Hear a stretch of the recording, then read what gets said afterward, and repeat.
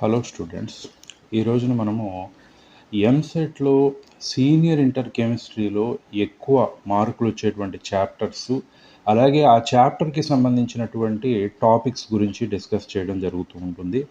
So ఇంతకుముందు నేను చేసినటువంటి ప్రీవియస్ వీడియోలో జూనియర్ ఇంటర్మీడియట్ వరకు మనకి ఏ టాపిక్స్లో ఎక్కువ బిట్స్ వస్తాయి అనేటువంటిది చెప్పడం జరిగింది. సో ఈ వీడియోలో మనం సీనియర్ ఇంటర్లో ఎక్కువ మార్క్స్ వచ్చేటువంటి చాప్టర్స్ గురించి డిస్కస్ చేద్దాము. సో ఇంతకుముందు నేను ఒకసారి చెప్పినటువంటి వీడియోలో ఉన్నటువంటి పాయింట్స్ ఏంటంటే, సీనియర్ ఇంటర్ కెమిస్ట్రీలో మీకు మెయిన్గా సొల్యూషన్స్, ఆ తర్వాత ఎలక్ట్రోకెమిస్ట్రీ, కెమికల్ కైనటిక్స్, ఆ తర్వాత పీ బ్లాక్ అంటే 15, 16, 17, 18 గ్రూప్స్, ఆ తర్వాత నెక్స్ట్ మనకి బయోమాలిక్యూల్స్, ఆర్గానిక్ కెమిస్ట్రీలో ఆల్డిహైడ్స్, కీటోన్స్, ఆల్కహాల్స్ కంటే కూడా ఫినాల్స్కి కొంచెం ఎక్కువ ప్రిఫరెన్స్ ఇస్తూ బిట్స్ వస్తాయి. అలాగే SN1, SN2 ఉన్నటువంటి ఆల్కైల్ ఎరైల్ హ్యాలైడ్స్ గురించి, యాసిడ్స్ యొక్క స్ట్రెంగ్త్ గురించి మనకి ఎక్కువ క్వశ్చన్స్ అనేటువంటివి వస్తాయని చెప్పాం. ఇక ఇప్పుడు లెసన్ వైజ్గా ఎట్లా వస్తున్నాయి అనేటువంటి విషయాన్ని ఒక్కసారి మనం అబ్జర్వ్ చేద్దాం. సో ఇందులో మనకేంటంటే ఫస్ట్ సాలిడ్ స్టేట్ విషయానికి కనుక వచ్చినట్లయితే క్యూబిక్ సిస్టమ్స్, యాక్చువల్గా ఈ క్యూబిక్ సిస్టమ్స్ మనకి 4 ఉంటాయి. Simple cube, BCC, FCC, HCP అనేటువంటివి. మరి వాటిల్లో ఆక్యుపేషన్ అనేటువంటిది ఎంత పర్సంటేజ్లో ఉంటుంది? ఫర్ ఎగ్జాంపుల్ మనం ఇప్పుడు HCP చూసామనుకోండి, అందులో ఆక్యుపేషన్ 74% ఉంటే మరి వాయిడ్ 26% ఉంటుంది. కోఆర్డినేషన్ నెంబర్ అనేటువంటిది 12 అవ్వడం జరుగుతూ ఉంటుందండి. అలాగే సింపుల్ క్యూబ్ని ఏ టైప్గా మనం అక్కడ చెప్పుకోవడం జరుగుతూ ఉంటుంది. అలాగే BCC విషయానికి వచ్చినట్లయితే మనం ఎలాంటి కండిషన్ లేదు.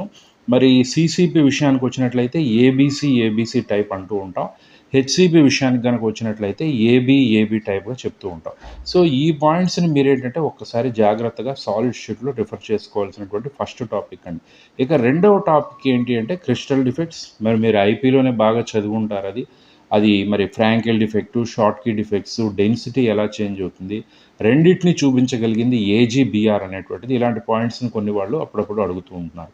ఇక రెండవది ఏంటంటే సొల్యూషన్స్.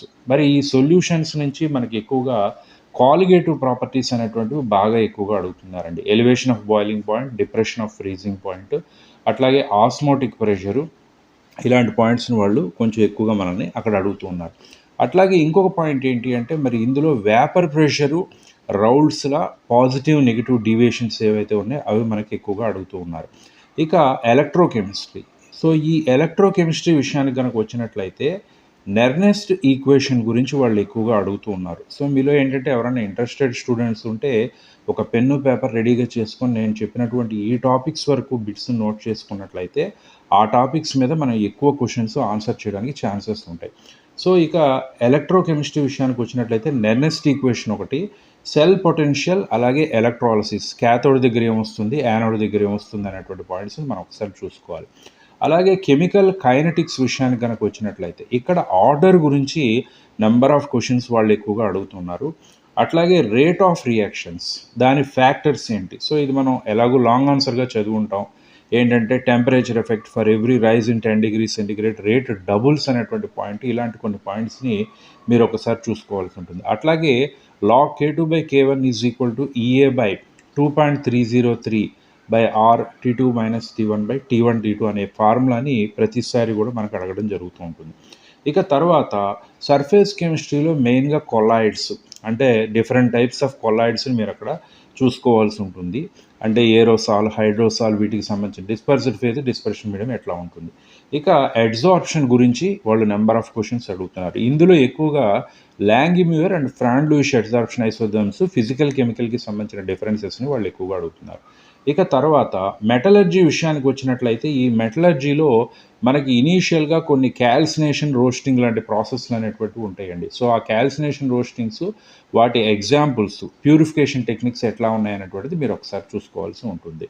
అలాగే లాస్ట్లో కొద్దిగా ఈ ఫర్నెస్లు, అంటే బ్లాస్ట్ ఫర్నెస్, రివర్బరేటరీ ఫర్నెస్లో ఏమేమి మనం ప్యూరిఫై చేస్తామనేది కూడా మీరు అక్కడ చూసుకోవాలి. ఇక తర్వాత పీ బ్లాక్ విషయానికి వచ్చినట్లయితే మేజర్ కాన్సన్ట్రేషన్ ఎక్కడ చేస్తున్నారు అంటే ఆక్సీ యాసిడ్స్ అండి. ఎందుకంటే ఫాస్ఫరస్లో నెంబర్ ఆఫ్ ఆక్సీ యాసిడ్స్ ఉన్నాయి. H3PO3, PO4, PO5, అలాగే H4P2O7, H4P2O6 ఇలాంటివన్నీ ఉన్నాయి. వాటి స్ట్రక్చర్లు, ఆక్సిడేషన్ స్టేట్స్, బెసిటీ ఎంత, ఇలాంటి క్వశ్చన్లు చాలా ఎక్కువ సార్లు మనకు అక్కడ అడుగుతూ ఉన్నారు. అలాగే 16th గ్రూప్లో మెయిన్గా వాళ్ళు సల్ఫర్ ఆక్సీ యాసిడ్స్, మరి అందులో పెరాక్సీ బాండ్స్ ఉన్నటువంటివి H2S2O8 ఒకటి, H2SO5 ఒకటి.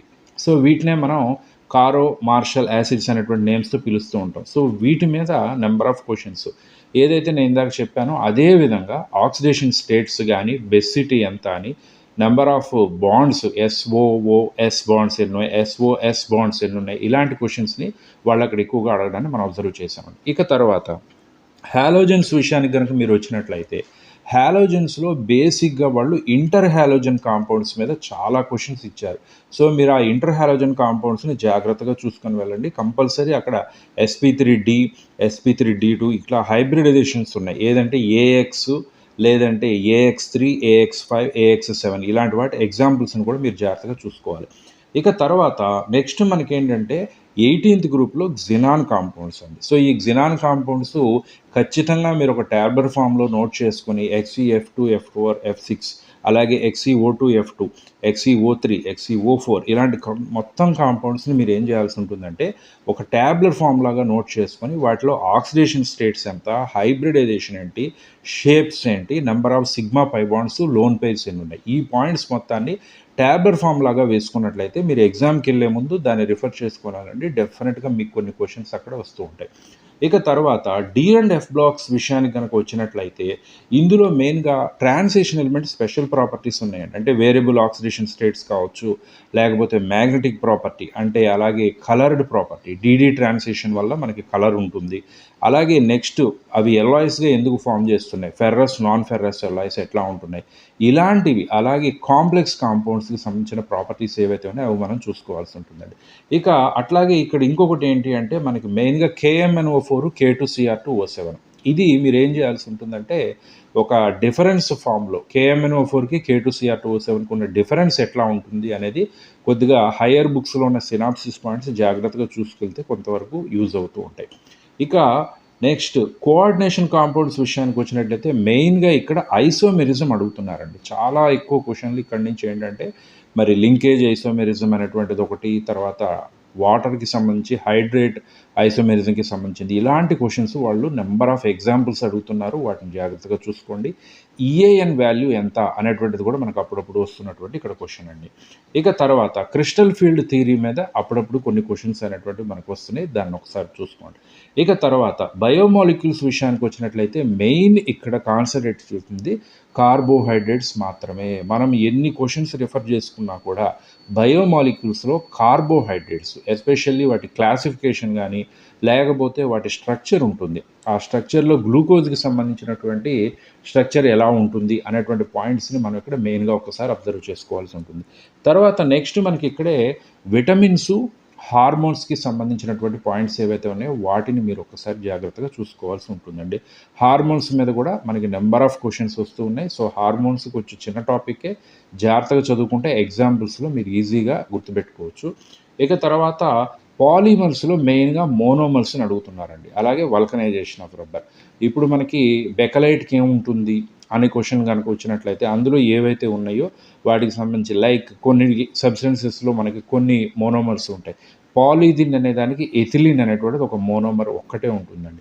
అలాగే మనం ఇంకా కొన్ని చూస్తే ఫార్మాల్డిహైడ్, ఫినాల్ రెండు ఉంటాయి. అలాంటి మోనోమర్స్ ఏమున్నాయి అనేటువంటిది. అట్లాగే PHBV అనేది జాగ్రత్తగా చూసుకొని వెళ్ళండి. ఎందుకనంటే బయోడిగ్రేడబుల్ పాలిమర్గా మనకి దాని అప్లికేషన్స్ కూడా పోస్ట్ ఆపరేటివ్ స్టిచెస్ ఇలాంటి పాయింట్స్ కొన్ని ఉన్నాయి.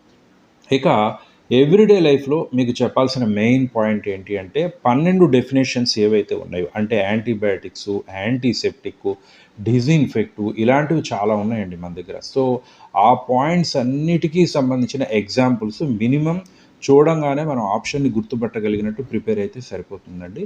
సో వాటికి సంబంధించినటువంటి ఎగ్జాంపుల్స్ని జాగ్రత్తగా చూసుకోండి. అలాగే యాంటాసిడ్ అంటే ఏంటి, ఆర్టిఫిషియల్ స్వీట్నింగ్ ఏజెంట్స్ అంటే ఎట్లా ఉంటాయి, ఇలాంటి పాయింట్స్ని మీరు డెఫినెట్గా చూసుకొని వెళ్ళినట్లయితే క్వశ్చన్స్ని ఆన్సర్ చేసుకోవడం జరుగుతూ ఉంటుందండి. సో ఇది మన ఎంసెట్కి వెళ్ళే ముందు సీనియర్ ఇంటర్ టాపిక్స్లో మీరు కొద్దిగా ఎక్కువగా ప్రిపేర్ అయ్యి వెళ్ళినట్లయితే యూజ్ అయ్యేటువంటి పాయింట్స్గా చెప్పుకోవచ్చునండి. ఓకే, సో మరి వీడియో చూసినందుకు థ్యాంక్ యూ. అట్లాగే మా ఈ ఛానల్ స్టార్ కింగ్ ఆఫ్ కెమికల్స్ని మీరు సబ్స్క్రైబ్ చేయండి. మీరు ఎంసెట్కి వెళ్ళే లోపల నేను ఏదైనా లేటెస్ట్ వీడియో చేసినట్లయితే వెంటనే మీరు అప్లోడ్ చేసుకుని దాన్ని చూసుకోవడానికి పాసిబిలిటీ అనేటువంటిది ఉంటుంది. So please subscribe my channel star king of chemicals and thank you for watching and all the best for 2024 EAP CET students. Thank you.